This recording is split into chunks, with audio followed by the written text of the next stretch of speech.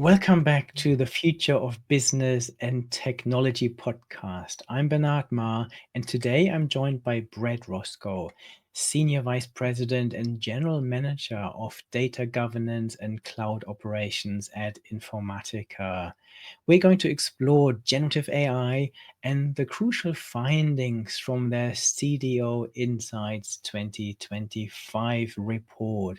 We dive into what's actually working in Gen AI investment, some of the obstacles organizations are facing, and practical strategies for turning data challenges into competitive advantages. Whether you're just starting your AI journey or looking to scale existing pilots, this conversation will offer valuable insights to help navigate the complex landscape of AI adoption in 2025. Brett, welcome to the show. Hey, Bernard, it's great to be here. Thank you for having me. Looking forward to the conversation. Yeah, likewise. So what exciting outcomes are your customers hoping to achieve during 2025 from their generative AI investments?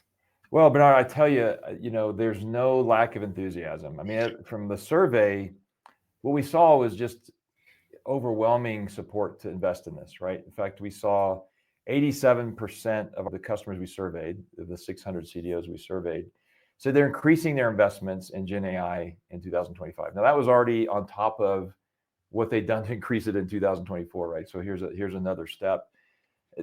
On the same vein of that, in parallel, they're investing. 86% of them said they're investing in kind of data management practices to support these Gen AI efforts. So lots of investment, enthusiasm, and excitement. And I think the biggest thing we saw, and there's lots of different areas that customers were hoping for outcomes, but in terms of probably the biggest areas was kind of operational efficiency and enhancing customer experiences or employee experiences, right? So having a way to interact with their constituents in a bigger way. Now, this is, these are the outcomes they're hoping for. I mean, in terms of like customers that we've talked to, I've recently worked with a lot of customers. For example, we just had our MDM DG Summit in Toronto, and I had on stage with me, the director of their data analytics practice from CN Rail, which is obviously a big company there in Canada. And they're doing things like, hey, we're driving data literacy across our organization, because driving data literacy is what fuels these Gen AI projects, right? And they've really invested. They've gotten now where instead of taking months to categorize, classify, and improve quality of data, they've got it down to 2 weeks, and really pushing fast on a bunch of Gen AI projects across the organization.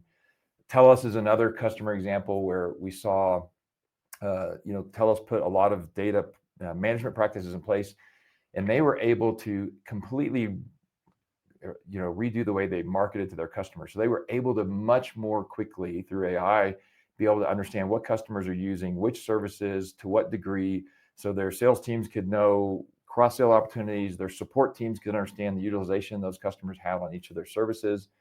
And there's lots of other examples. I mean, ABC Banco Brazil was able to get all of their credit approvals increased by 70%, or the speed at which they could get them done by 70%, because they have real-time data sitting in front of them. They have analytics that can help them move really faster. So lots of great customer examples in this. Even at Informatica, we're doing lots of things internally to increase our productivity. We're using AI to speed up our development of software, right? To accelerate new innovations and new capabilities we're putting out with our own products. So super excited to see across the board the investments and the excitement our customers are having with this. Yeah, no, I completely agree. I echo that excitement. I see this with all the organizations I'm working with. There's a lot of investment going in, lots of exciting pilot projects going on. They're starting to scale. I'd love to know if you look at across your customers and across the survey responses, how are they planning to drive competitive advantage through AI, and maybe at what stage of the journey are they? Are the investments paying? Are they already paying off? A great question, Bernard. It's interesting. we recently, so we have our own CD survey. Well, obviously we're looking at, data from across many analysts and industries. There's a McKinsey survey that came out last year that said early adopters of AI had a big advantage. In fact, to the point where these early adopters saw something like 35% cost decreases and 58% growth attributed to their Gen AI projects. In fact, the average of that early adopter group, now keep in mind, they were polling a specific group, not the general audience, right? So they're polling a specific set of people that have already started to deploy Gen AI. And of those people, there was an aggregate 20% that said they could attribute 20% of their EBITDA from these Gen AI projects, right? So there's clearly an early mover advantage or clearly an early adopter advantage. And that advantage is something that I think everybody wants to have. I think everybody understands that, Gen AI is moving very, very fast. And you want to be competitive in your market. And it's not one of those that you can ignore, right? It's something that, hey, if I don't do this, if I don't take advantage of this new technology, then my competitor I'm going to be at a disadvantage. So I think there's both a desire to use it to get ahead and differentiate our customers looking to differentiate their offerings, but also to make sure that they don't get into a place where they're behind, right? That they're doing things that that maybe they can't do because their competitors are using generative AI. So I think from the C level to the board to the even down to every function within any company, everybody's looking at this, knowing that this is going to have to be a way of doing business going forward. Very much, very much. I agree, and I believe that the gap between those early adopters and the ones that are not really using AI to the fullest extent is simply widening at the moment. I see those who don't see themselves as an AI-enabled organization, and AI right at the center of all of their business processes. Those organizations, every day they don't see themselves as an AI-enabled organization, they will simply fall behind. Yeah, no, I completely agree, Bernard. I think the pressure's there. I think people, like I said, we saw that 87% number, which says a majority of CDOs or these companies with a CDO or data analytics practice see the value, right, and see the need to invest. In fact, it's moving so fast that it's really hard for the typical kind of project-led metrics and KPIs and things like that to keep up with the effort to make sure they're getting the value from it. Very true. So does your survey show the critical obstacles to the adoption of generative AI? It sure does. In fact, that was kind of the aha moment in the survey was, I don't think it was surprising to see, the leadership of these enterprise customers saying they've got to do Gen AI. I think the biggest thing that we saw was, 97% came back and said, hey, we're struggling to demonstrate the business value back to the company in terms of these Gen AI projects. That's one big piece of aha moment. The other one was 92% said, hey, we're seeing technical issues so much that we're even seeing friction or a delay in moving things from POC and pilot to production.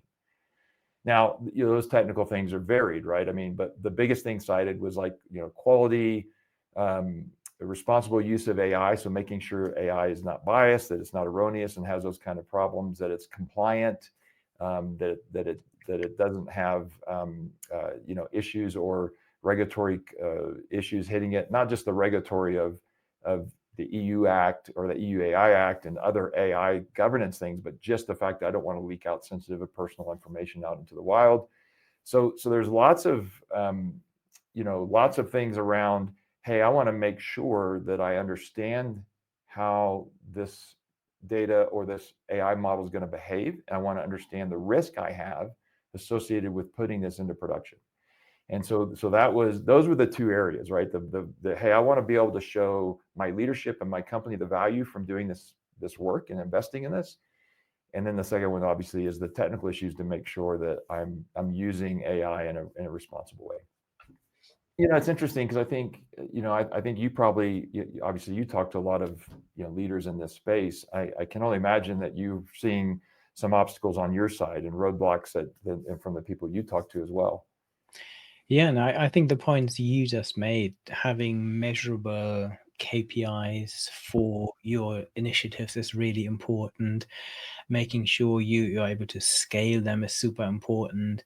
But for me, one of the biggest one is not thinking big enough. I see this as a huge barrier that very often executive teams look at AI and they look at some of the potential risks around bias and hallucinations and then simply rule it out and say, Mm. no, we can't use this yet. And this is a huge mistake, because what we need to do is we need to tackle some of those, and combining generative AI with more traditional AI can help you solve some of those problems. Yeah, And I think absolutely. not looking at AI strategically enough, I find that there's a lot of piloting going on in lots of different corners of the organization without really stepping back and saying, "Okay, what does it mean to our strategy? How will AI impact our strategy? And where can we really strategically leverage AI to make the biggest difference?" So with an eye on scalability. And then I think the challenges around leadership. I think leadership teams not really Mm. Yeah. understanding the latest AIs. There are still huge challenges around skills. Very closely linked to this is trust in AI. So do people understand it? Can they understand the ethical challenges with AI? Do they know the limitations of AI? Have they got the skills to use it, from prompt engineering skills and so on? And then we need the right organizational culture to enable people to actually experiment with AI and use it. We need flatter organizational hierarchies, more dynamic organizational structures, and then Yeah. of course data. And we need to make sure we have, firstly, we have the right data, because without good data, we won't have good AI. AI is the food for data is the food for good AI. And I still see siloed data. I see governance challenges Mm. around data, privacy challenges around data.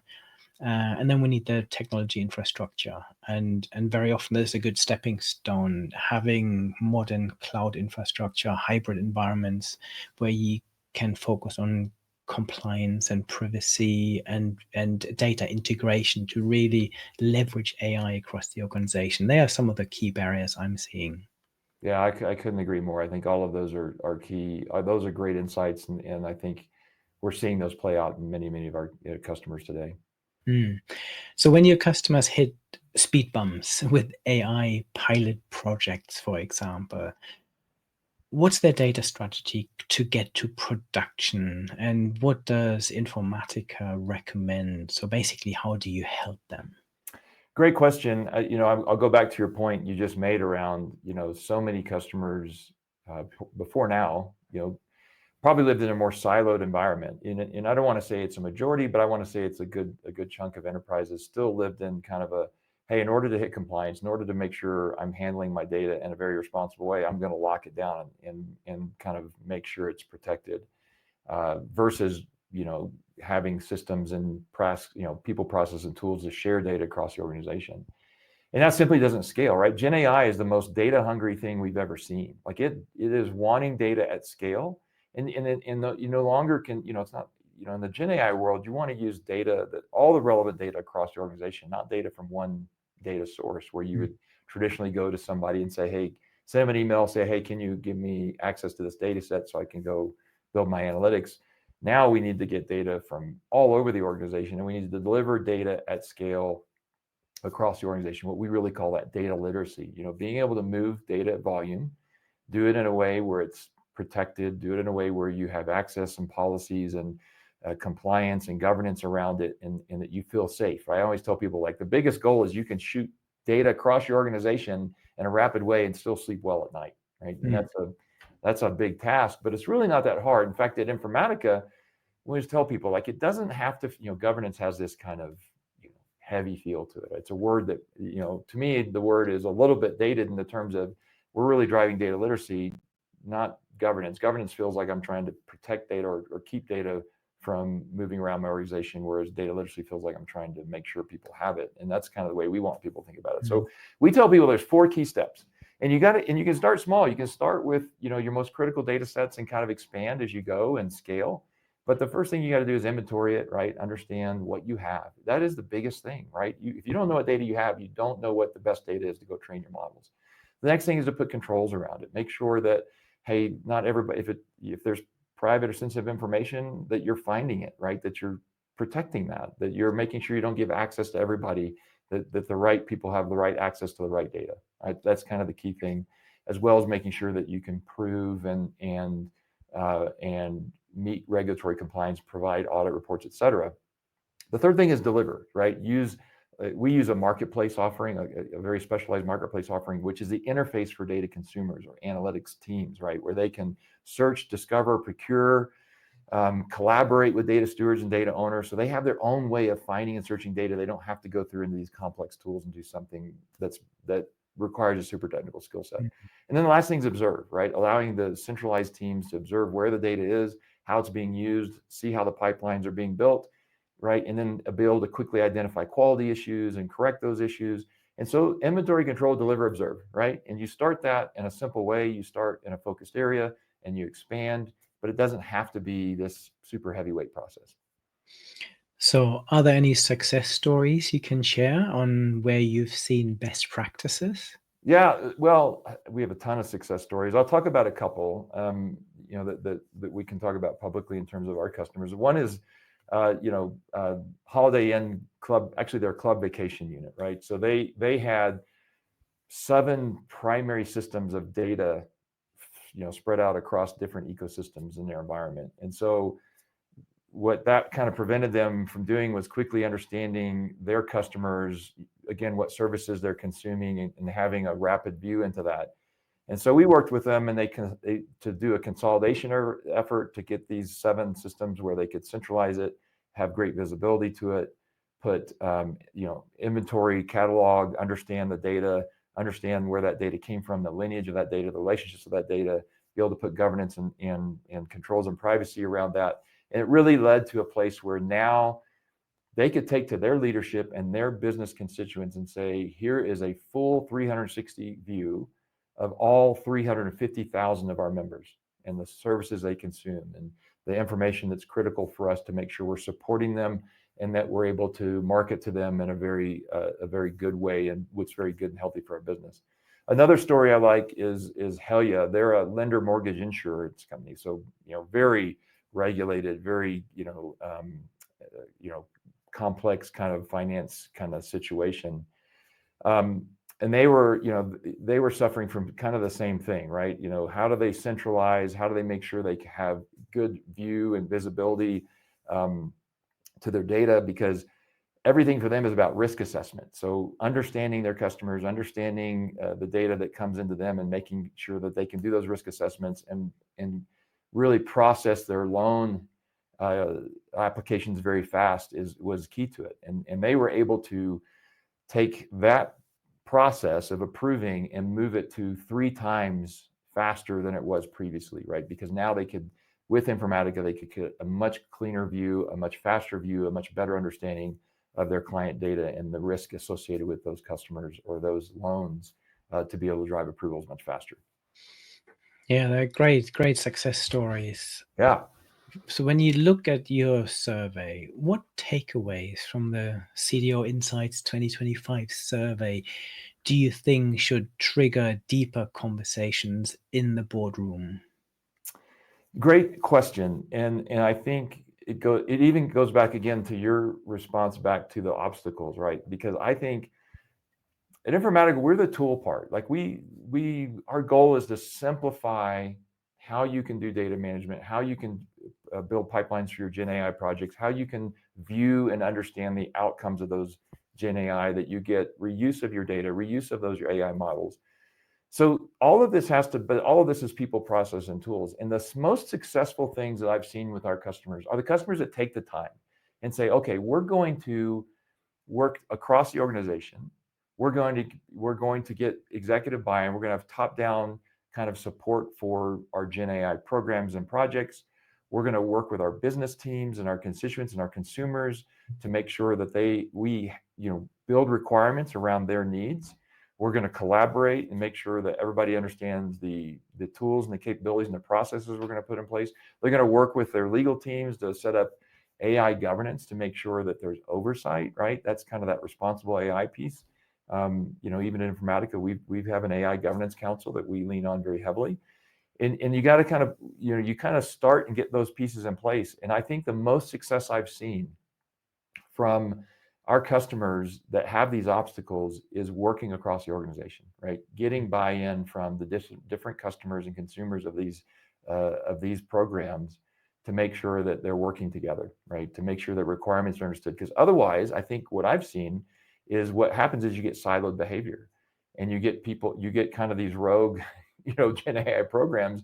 And I think that's probably when you see some of the interesting mistakes we've seen in some of the Gen AI projects out there.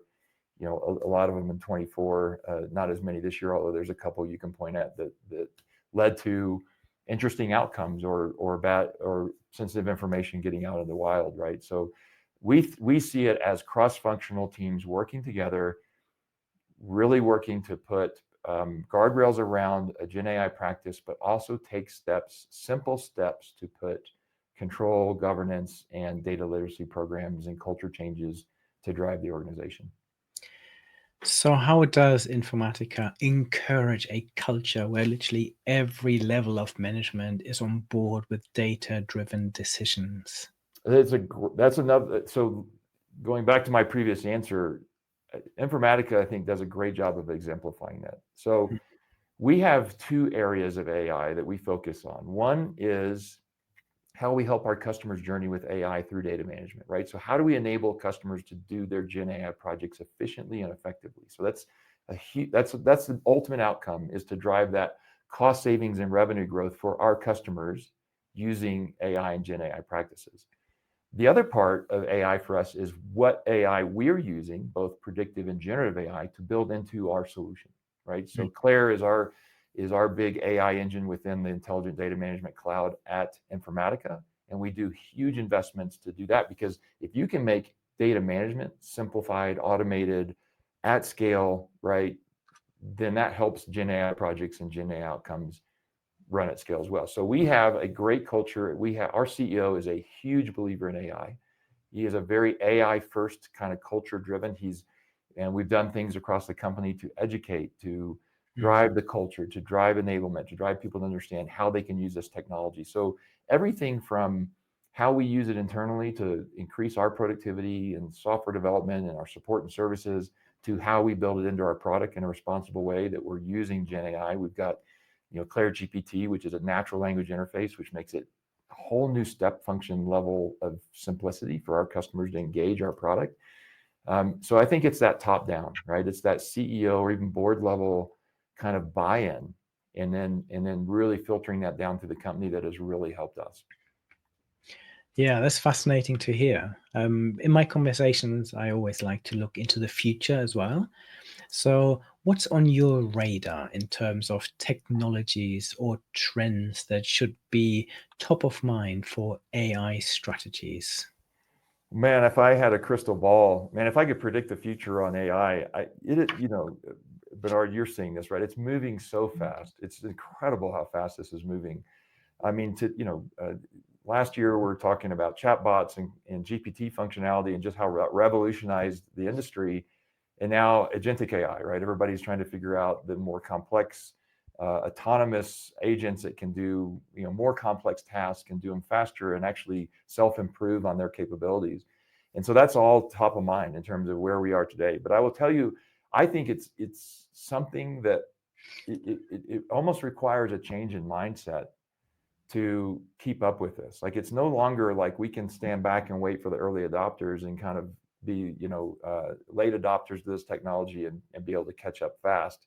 It took 5 days for ChatGPT to get to 5 million users. 5 days. It took 10 years for people to adopt cloud as a general concept of compute and software as a service capabilities, and it took 5 days to reach 5 million users, right? So for ChatGPT. So I think this is going to move faster than anybody has ever seen in the past. I think people need to be ready to create processes that can quickly adapt and understand, or at least get into POCs and pilots with new technologies and new capabilities. So I think that's what, to me, if you're thinking about technology and trends, I mean, I think the biggest thing you can be ready for is rapid change, for Gen AI or AI in general to start really changing the landscape and continue to evolve at a rate where you can't say exactly what's coming, but new innovations and new capabilities are coming, and you need to be able to quickly embrace it, quickly understand it, and kind of augment it into your business and your practices, in my opinion.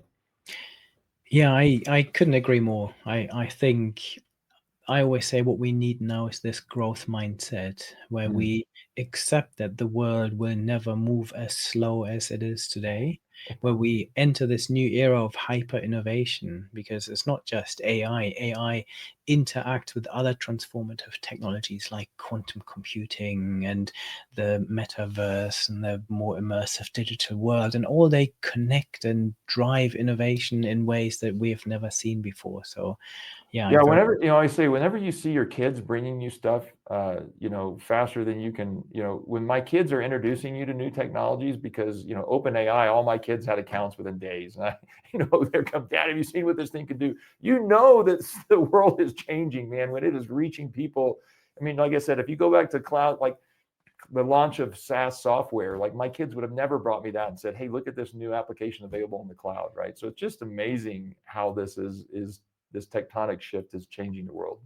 very true, very true. And it suddenly becomes so quick the norm. If you think, I think about my own kids, and suddenly they're saying, "Hey, I've got this new Snapchat friend. This is my AI chatbot that can answer all my questions and help with homework." It You're can do absolutely my right. homework.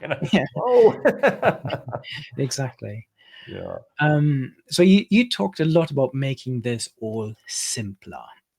Let's summarize what you are doing at Informatica to help customers further alleviate roadblocks and accelerate business value. And Yeah. maybe you have some closing thoughts. Yeah. Well, let me, Yes. I think I'll probably repeat a lot of stuff I already said, right? I do, look, number one, I am a believer in making it simple. I think that is key to driving mass adoption. Any kind of technology that's going to need to move fast like this is going to have to be simplified in a way that people can get their arms around it. Not to say we absolutely need technical skill sets. I mean, your analytics teams and things like that need those skills to be able to go build the right models, to understand how to procure the right data sets, et cetera. But having said that, again, I go back to our investment in AI, our investment to make our tools simpler and easier, because AI is a massive advantage across the board, and we're using it to simplify how customers find and collect and govern and control their data, right? So I go back to the four things, right? Inventorying, we use some of the most advanced scanners that pull some of the most comprehensive data, all by just connecting to your data source and doing a quick inventory. So you get a very fast understanding of what you have and what the attributes of that data are, what the sensitive parts of that data are, et cetera. Control is about, understanding, identifying that sensitivity, but then putting access controls. And so we can use AI to help you build access policies and security policies and governance policies. Delivery, again, going back to our marketplace uses all kinds of AI to search and discover data sets for you, or relevant or fit for purpose kind of data capabilities. It can help you improve the quality of those through AI. You can use AI to identify anomalies in data so that you can find quality issues and quickly discover them. And then lastly, really observing, right? Being able to observe the data across your state, being able to observe these projects in a way where and you feel comfortable that anything that becomes an anomaly, anything that becomes an issue in the environment, you can quickly understand it. Even if it's costs that are running out of control, you can kind of figure out where that's happening. All those 4 easy steps. And again, I would tell a customer, like, if you want to start, like, just start with one data domain, one data area, and take those 4 steps and kind of start figuring out what is the first project you can drive through those things, and see how it speeds up your processes, see how it speeds up the results to your GenAI projects. And then you can add more and more data elements, or more and more organizational parts of your data into that process, and scale it from there. So again, it shouldn't feel heavy. It shouldn't feel complex. at the end of the day, there is complexity there, but we've worked really hard to use AI to simplify it, or use simplified tools to go simplify that part of it. And our teams are obviously, we've been doing this a long time. So our professional services can help you put the processes in place. You have partners out there to help you even, drive this end-to-end culture and alignment across the organization. So I will just tell people, if you're behind, or if you feel like, oh my gosh, I'm at a place where, I want to get further ahead on my Gen AI literacy or my Gen AI capabilities, you're never too late. You can really move fast.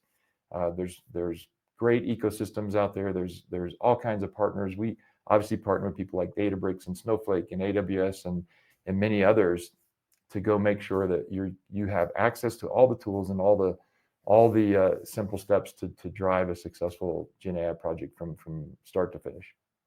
Yeah, they're great pieces of advice. Thank you so much, Brett. That was really, really interesting and useful, and lots of opportunities and lots of challenges, which is what will keep us busy for a while, I guess. Yeah, yeah. I mean, I tell people all the time that the world changes really fast. You got to learn to change with it. And so, I think the more you can embrace new technology, the more you can, be an advocate for it and drive it in your organization, the better off you'll be. But yeah, these are fun times. I mean, there's a lot of great stuff that's coming out of this. I tell people all the time, I think Gen AI is probably the biggest disruption we'll see in this space, at least in my lifetime. I'm sure our kids will see something better, but it's really cool to watch it happen. Yeah, I believe that generative AI and AI as a whole is the most powerful technology humans have ever had access to. So it would be crazy not to leverage it. Yeah, But despite all the Hollywood fears and I can't go to a presentation these days without somebody listing the 10 movies where AI takes over. I think outside of that, it's really really fun. very good. Thank you for your time today, Brett. Maybe we can spend another episode on the really big risks and the challenges, and there are a number of conversations on my channel already. So for anyone who ever wants to rewatch this one or re-listen to it, simply head to any podcast platform or my YouTube channel, where you can find this conversation and hundreds of others on the future of business and technology. Thank you very much. Thank you, Bernard. Appreciate it. It was a great conversation. Look forward to talking soon. Thank you.